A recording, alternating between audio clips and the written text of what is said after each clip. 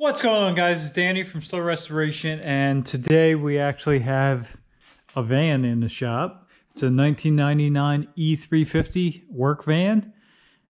Why is it in here? Well, thieves, that's why it's in here. This is not my van. They didn't strike me, but this gentleman actually parked this van outside of his house, got up in the morning, started it up to it being extremely loud. If we peek underneath here, there's a little something missing right here. So what they did is rolled underneath of it, pulled up, rolled underneath, chopped the cat out, stole the cat, and just left. They did get it on surveillance. Hopefully they're able to track the guy down, but that sucks. Yeah, perfectly good exhaust system, now missing a cat. So now it's here, and I need to put a cat back in it.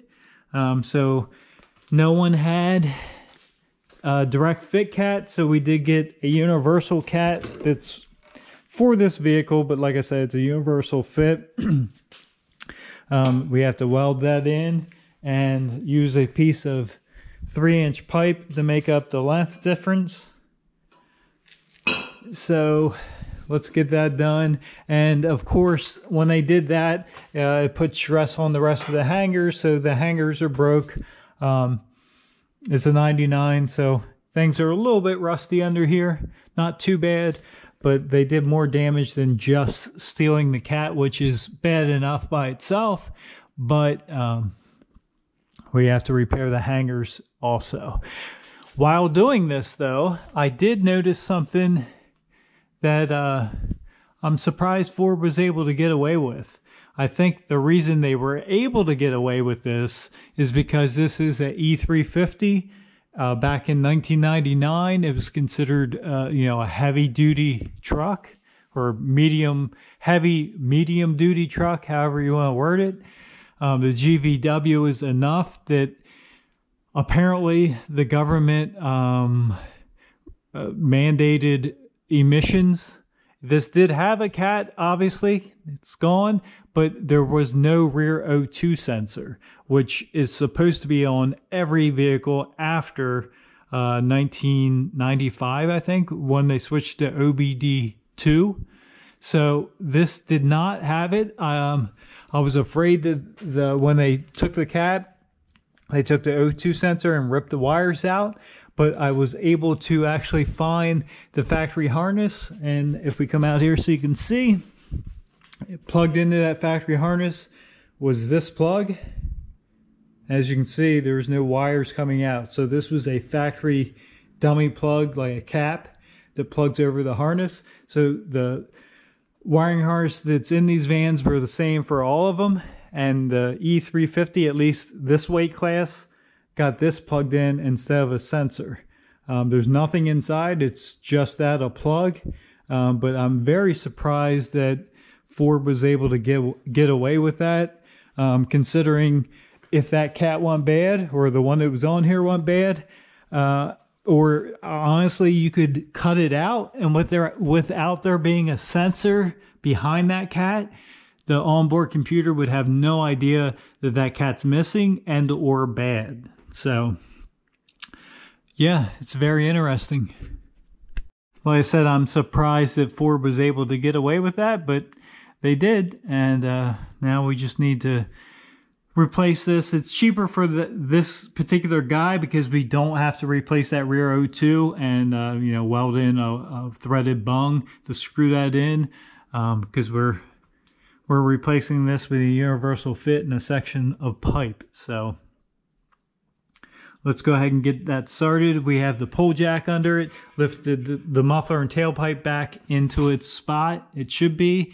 We'll get the cat slid up on here, get that section of pipe, trim everything up, and then we'll weld all the seams together. All right, we got that all fitted. We actually went ahead and just welded all that up. We had to reconnect those hangers, like I was saying. So this is a repair. We didn't replace the whole exhaust. We just replaced what was missing and fixed welded the hangers back on. So we fired it up. It's nice and quiet. So, all right, we got this all wrapped up. We'll drop it down and back this thing out. Unfortunately, people are people can be very dishonest, and that sucks to have to pay for a cat when there was nothing wrong with it, just a theft.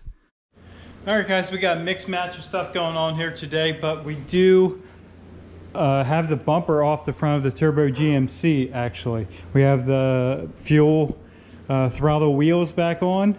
We got to put the centers on, and we're gonna try and get the fender flares wrapped.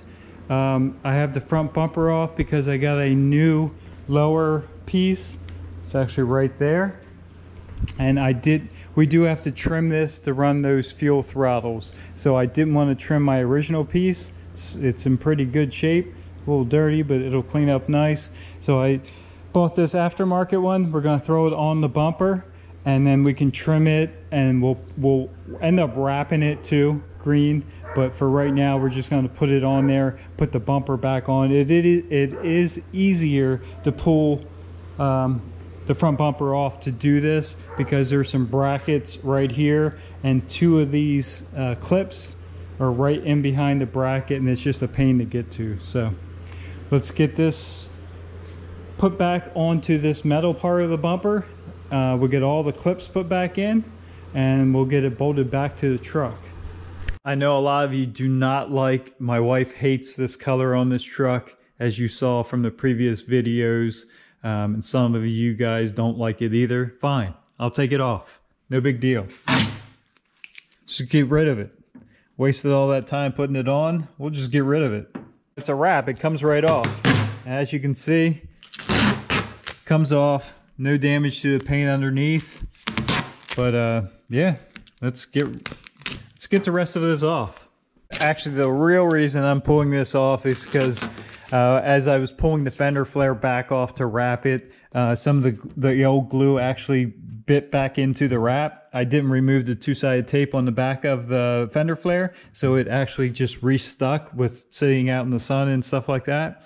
So as I was pulling it off, it did pull a little bit. I wasn't really worried because the fender flare does cover it, but once we got up here, I think it was right in this area, it actually grabbed it and it split the wrap. So, and it came outside of the coverage area of the fender flare. So we do have to pull this off and rewrap the fender. We have some extra wrap, so it's not a huge deal. It just, I mean, it kind of sucks, but we'll have to be real careful. I do want to pull these back flares off and wrap them also, so we'll have to be real careful. I'll get my heat gun and try and gently heat the flare and get that glue to soften up. Hopefully it didn't bite as hard in the back. Of course, you have engine heat and stuff like that up front, heating the front flare. So again, we do need to get both of these back flares off and wrap them. I'll wrap that fender again, and we'll get our bumper thrown on. I do plan to wrap this, but we do need to trim so we can turn with the 37s. While we have the bumper off the Turbo GMC here, it's a perfect opportunity to show some of the piping, intercooler piping, and the turbo workings for this thing. As you can see, I've actually never had the bumper off this before. When I installed this system, it goes right up from the bottom, so there's no real need to pull the bumper, but for what we're doing now, we pulled the bumper. So this intercooler bolts right in. Stock locations. Use the bolts for these hooks on the inside of the frame. Here is the mounting. You can see it goes up in there pretty good. It's decent size. 3-inch in, 2.5 out. This pipe actually comes from the turbo. Let's run back here real quick. So out of the turbo, pipe runs up over top of the frame rail, comes up the rocker panel all the way up, bolts onto the body mounts in behind this inner fender. As you can see over here, up, around, comes back down here. This is the pipe from the turbo. So this is the charge pipe. This is going to be the hot or the cold side of the turbo, pressure side of the turbo, whatever you want to call it. So it comes down here. It is a lot of piping. It routes around, has a 180-degree bend in the intercooler, through the intercooler, 3-inch out, back up. That's the pipe here. Goes straight down, has our blow-off valve right in to the motor. This is still a mass air tune, so the mass airflow meter is in there. In the charge pipe here, we do have our meth injection nozzle, and it just simply comes over, goes right into the throttle body. So that's really all you can see from up here. It is a lot of piping, a lot of connections, but it does fit pretty well. And most people are going to argue and say this thing's got to have massive turbo lag. It doesn't. We're going to see when we get the new Turbo GMC put together with the front mount turbo and the cooler charge pipe is drastically shorter, how much of a difference it makes. But this thing really builds boost extremely fast, especially for all that piping. So that's kind of a myth, I think. At least this truck proves it to be a myth, that the more pipe, the more lag. So I don't know. But that's the front part of the turbo system.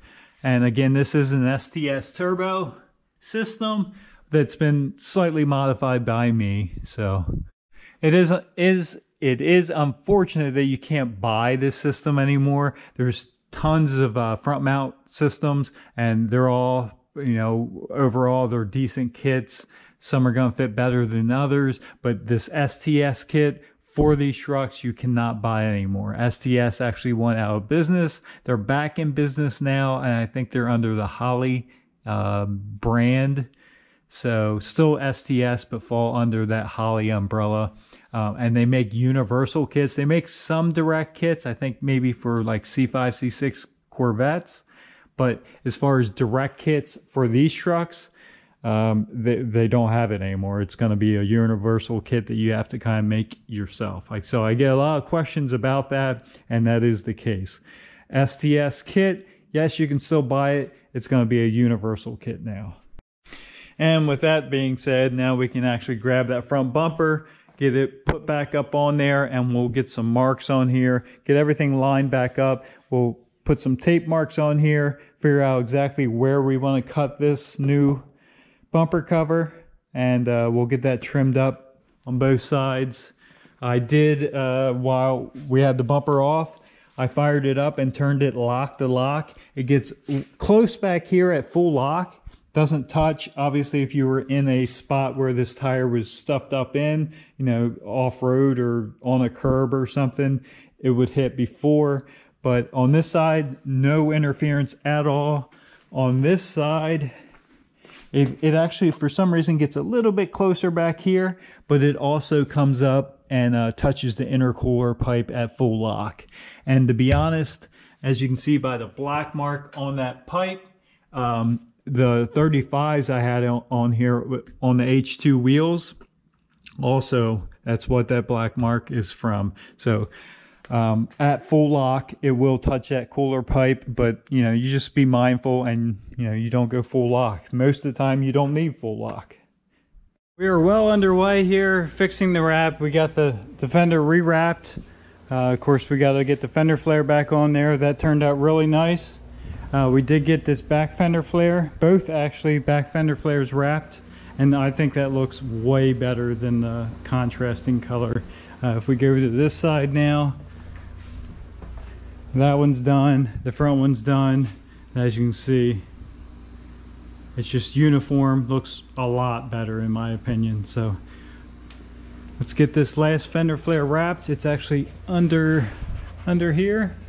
We'll get it prepped, wrapped, get it put on, and we are going to take this to the car show tomorrow at Britton Hill. It's their big 1-year anniversary, and they have a big car show, as you'll see, and we'll get this washed up, and it'll be its first real debut with the new wheels and the kind of finished wrap. The only thing left to really wrap, you're never quite done these projects, you're always looking at something else to change, but we did get the front bumper on there. We did get them trimmed. As you can see, I have room to turn now.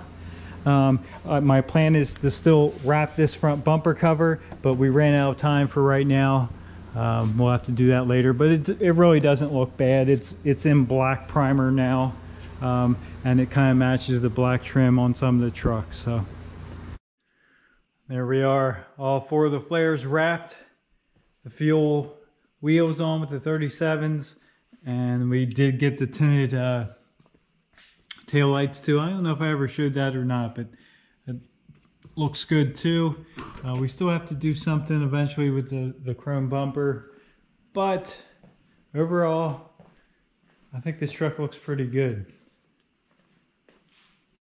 Well guys, that's that. Unfortunately, there's people out there that are going to take advantage of other people, and this is just one instance. And like I said, it sucks for that guy.